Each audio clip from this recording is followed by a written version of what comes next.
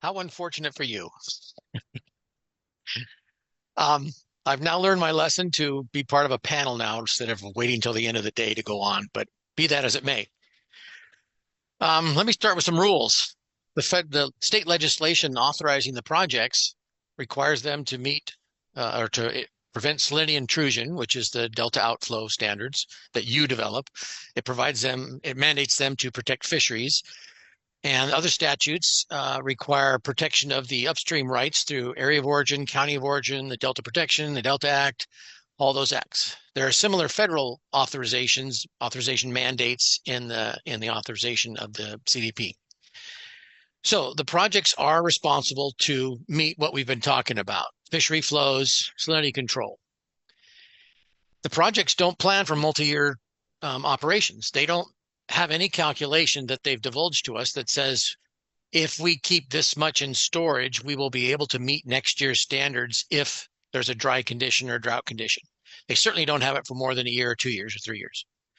So the staff's response to the people charged by statute to meet these obligations, the staff's response is, well, since they don't plan ahead, we'll figure out and propose that other people who are supposed to be protected from doing this will be obligated to do that. I can't imagine the discussions at the state board or at the staff level where you recommend we ignore state and federal laws. It's pretty bizarre to me. And nonetheless, that's what we're doing. You may recall in D1485, your predecessors determined that full mitigation of the projects would include a virtual shutting down of the export projects. Now, since that time, we've had limitations on exports. We'd have limitations on reservoir operations, and the fishery species have all crashed. We know that. That's not some nebulous claim by me.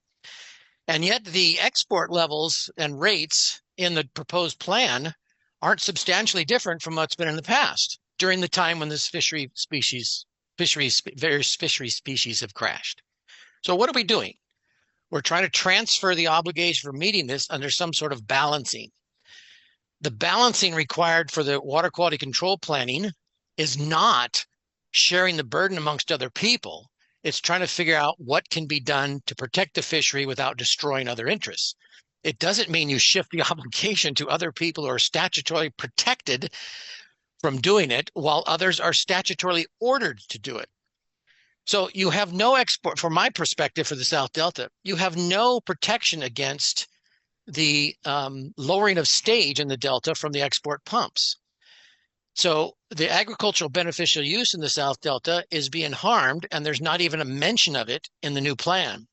The old plan, D1641, had a water level response plan.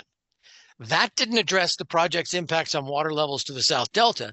That addressed water impacts from additional exports, and that was either J-POT or eventually transfers.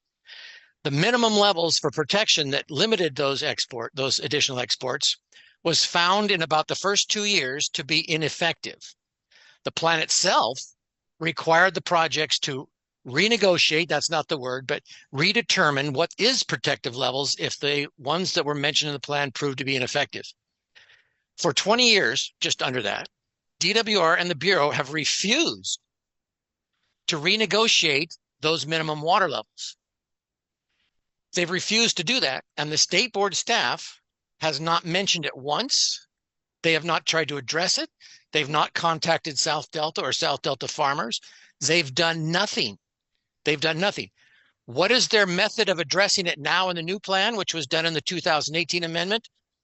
A comprehensive operations plan, right?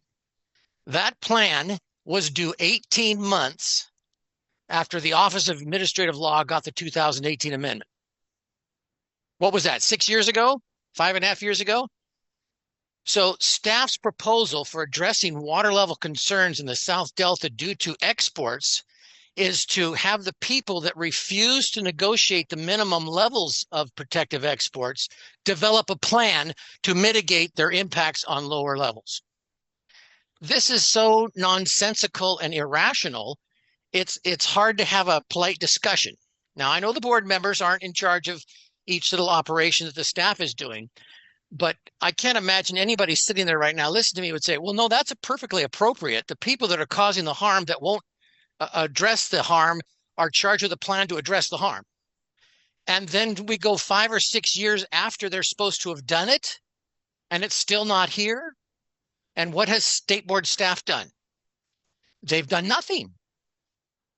So in your implementation plan that you eventually adopt for the water quality control plan, you need to take note that your own organization doesn't follow the rules it creates. Now, I hope you understand that the rules you're creating aren't protective, but your system is creating rules that your system doesn't address. And South Delta water diverters are faced with a situation every year now, unless it's a big wet year with high flows, where export levels have dropped water levels to the point where people can't divert. Now, the fishery issue, I'm sure, is much bigger on everybody's mind, and I'm sure takes up most of your time. But there's absolutely no excuse and no reason to ignore the impacts of the export projects on South Delta diverters and then not enforce your own rules that might help us when we can do that. So I know I've gone over my time. I'd just like to add one more thing, if I may, and that is in 2021, we found out that additional flows on the San Joaquin River of about 1,200 CFS cured the water quality problem. When they made additional releases, upstream releases, the water quality dropped down to like 300 or 400 EC instead of the 700 standard. They met the water levels. They told you for 30 years they couldn't do that with upstream releases, and yet it happened. And so what does DWR and the Bureau do when they're presented with a solution to the water quality issue in the South Delta? They ignore it. They do nothing. And the state board staff, who's been made aware of this since the time that it occurred, has done nothing. They haven't encouraged anybody to investigate it. They haven't proposed that it might be a method of implementing the water quality control plan. They've done nothing. Well, I suggest your staff go read Public Law 108-361, where the federal government mandated the Bureau to meet its water quality standards on the San Joaquin River by decreasing flows from New Melones, purchasing water on the system, or making recirculation of water, potentially through San Luis Reservoir.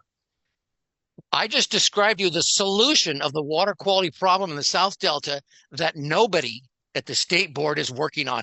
There's a solution that's been presented to you, and it's being totally ignored.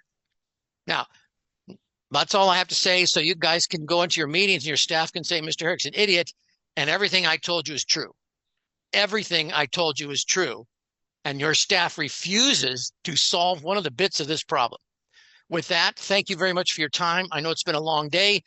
It's always nice to end on a lunatic ranting in front of you, and I do appreciate it. Anytime anybody wants to come down and view the problems in the South Delta, call me and I'll get you out there.